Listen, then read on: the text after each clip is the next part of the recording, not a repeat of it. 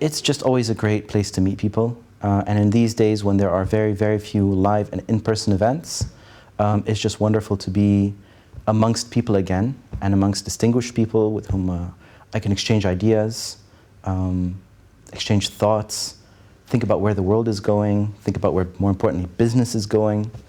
Online events are wonderful, of course, but you need that personal touch from time to time. Do you think it's important for family offices and investors and entrepreneurs to come together and exchange?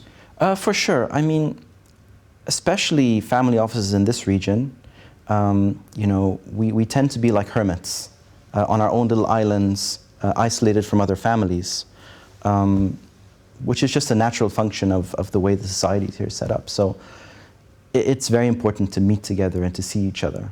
And a conference like this just gives the perfect opportunity.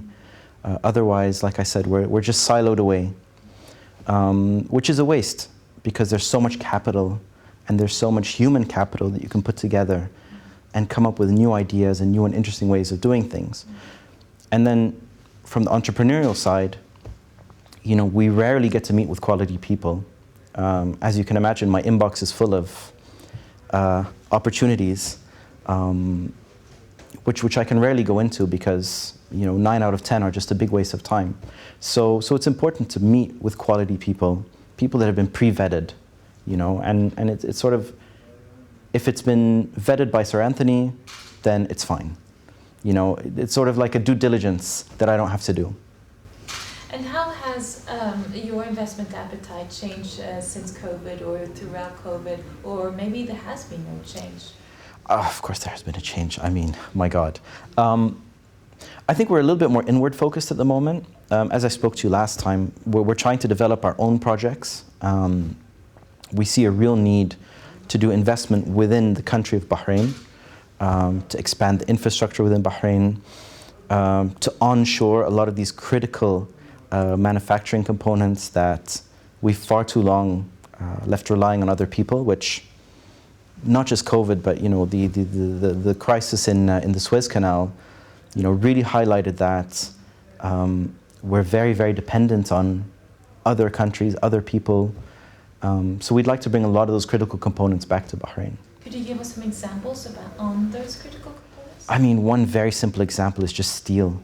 You know, buildings are built with steel, and we import most of our steel from outside of the country, either from Dubai, which is fine, or Turkey, or more importantly, China. And that's just a critical thing that you need if you want to develop any kind of infrastructure in the country, housing projects, buildings, what have you. So that's something that we've onshored. We're looking at pharmaceuticals, which we believe is another critical component, that we don't want to rely on outside countries for, outside logistics. You know, we'd rather have that onshored. So basically what you're saying is that the Kingdom of Bahrain is looking as much as possible to become as self-sustained as possible? I mean, self-sustained is a big word because we're only 1 million people. But for these critical elements, and I would say these sort of base commodities, yes, we would like to be much more self-reliant. Is this a trend that you're seeing throughout the GCC and in a lot of nations, that they're For trying sure. to be as more self-sustainable? For sure. I mean, if you look to our neighbors, Saudi Arabia, they are making leaps and bounds into developing critical industries. You know, you can no longer say they are just a nation of oil. Well, that is, of course, a critical component of their economy. So much value-added stuff is being, or manufacturing is being done on the downstream of oil and gas alone.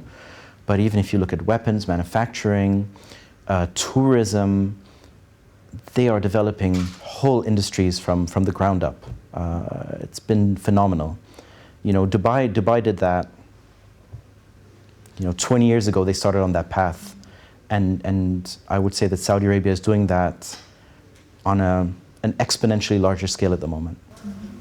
So, and then my last question to you is, obviously you've been working for family offices in this region for a long period of time. Yes. What advice would you give to other regional family offices on, for example, succession planning, or just, you know, being consistent and going from one generation to the next in the best possible way?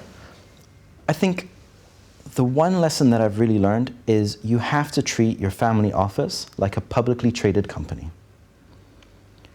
Meaning, there has to be accountability. There has to be systems in place, you know, especially if the family grows, and we hope that the family grows, of course, you know, to the next generation, there has to be a mechanism for accountability. There has to be a mechanism for keeping it professional, for training the next generation.